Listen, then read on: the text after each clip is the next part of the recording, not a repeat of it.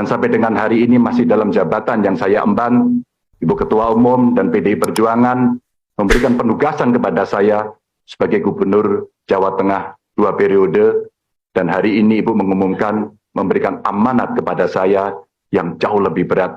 Mudah-mudahan saya mampu, insya Allah saya akan berjuang dengan baik soal itu sebagai calon Presiden Republik Indonesia. Ibu Ketua Umum, tentu saja proses kaderisasi dan diklat yang saya terima bukan lahir begitu saja. Saya lahir dari partai ini, digembleng oleh partai ini, dan besar di partai ini. Dengan nilai-nilai kejuangan partai, dengan semangat, spirit, dan inspirasi dari Bung Karno, yang tentu kita sebagai anak-anaknya, sebagai anak-anak bangsa, sangat menghormati, mengikuti, dan selalu menjalankan apa yang menjadi pemikiran beliau.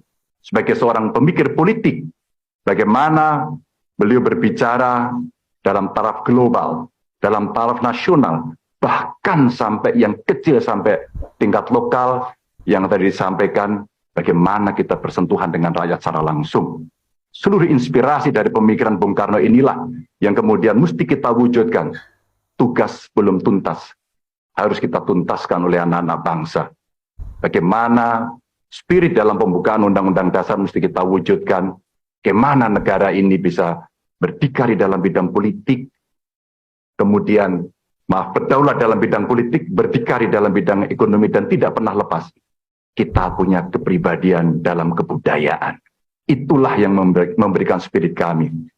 Tentu saya ingin mengucapkan terima kasih secara khusus kepada Mbak Puan yang dalam penugasan-penugasan politik pernah menjadi pasukan tempur, panglima tempur di Jawa Tengah sampai dengan 2 periode.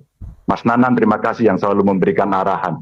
Wabil khusus Pak Presiden, Pak Jokowi, saya sebagai panjang tangan pemerintah di daerah, bagaimana kita gotong royong membangun spirit sebagai bonding partai untuk bisa menyelesaikan tugas-tugas ideologis dan melayani masyarakat. Tentu terobosan-terobosan yang diberikan oleh Pak Jokowi, fundamen yang sudah dibangun, mesti kita lanjutkan. Hanya kita yang terus berkomitmen untuk melanjutkan itu, di mana beliau mendobrak kemapanan-kemapanan, kenyamanan-kenyamanan, sehingga Indonesia harus bergerak maju untuk itu.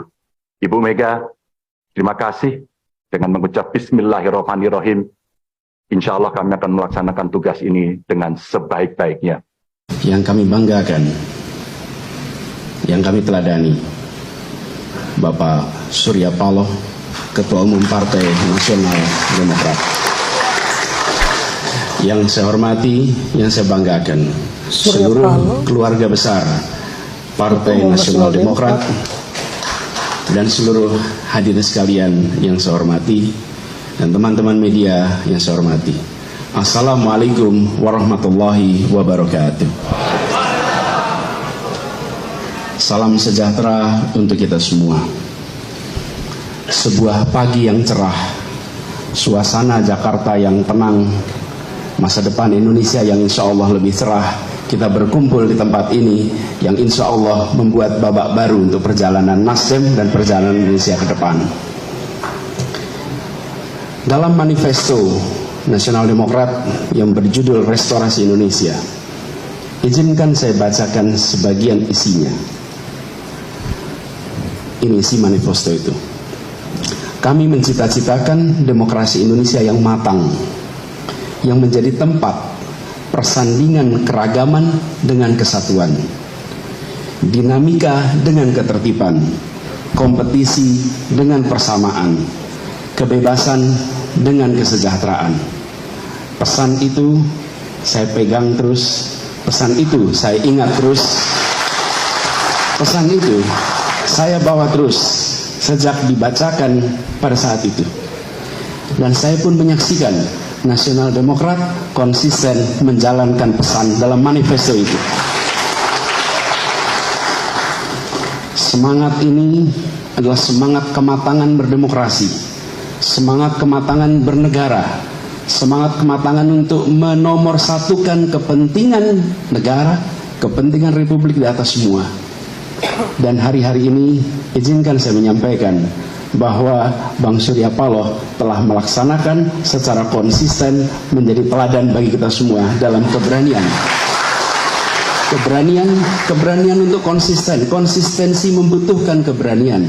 Konsistensi membutuhkan sebuah kesolidan pikiran antara apa yang ada di dalam gagasan, apa yang ada di dalam hati, dan apa yang ada di dalam tindakan.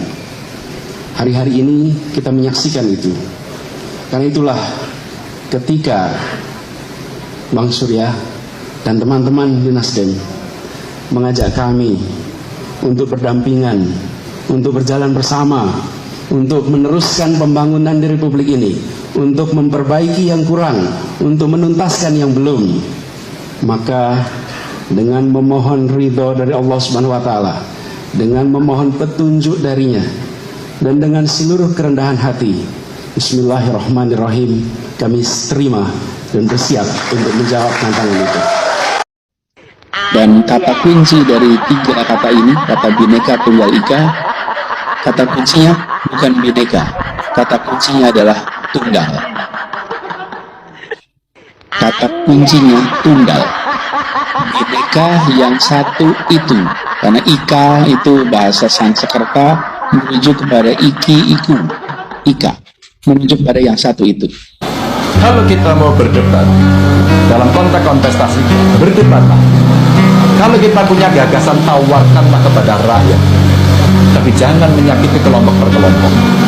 Jangan kau bawa suku, jangan kau bawa golongan kamu, jangan kau bawa isu agama. Buat Indonesia itu given. Karena apa? Sudah ada. Pendiri bangsa sudah bicara kok pada soal ini.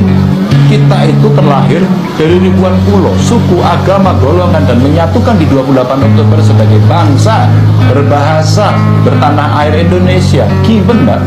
Nggak ada negara seperti Indonesia. Pak kemudian dirumuskan menjadi Bhinneka Tunggal Ika. Jadi kita tidak bisa bicara hanya satu kebinekaan titik, enggak. Kebineka Tunggal Ika, karena harus ada persatuan Indonesianya. Dan demikianlah 3 buah video yang coba saya reaksi pada kesempatan kali ini, di mana kita menyaksikan sendiri perbandingan 2 figur yang menjadi presiden, ya, SBY dan Jokowi, dan juga bakal calon presiden Anies Baswedan dan juga Ganjar Pranowo. Dari perbandingan ini kita bisa lihat kecerdasan sejauh mana dan hasil karya nyata yang mereka tampilkan selama kepemimpinannya. Tentu rakyat Indonesia lebih tahu, dan yang nantinya akan diputuskan pada tahun 2024 nanti melalui pemilihan presiden. Semoga Tuhan memberkati sehingga kita bisa menentukan pilihan yang tepat untuk melanjutkan pembangunan menuju Indonesia sejahtera.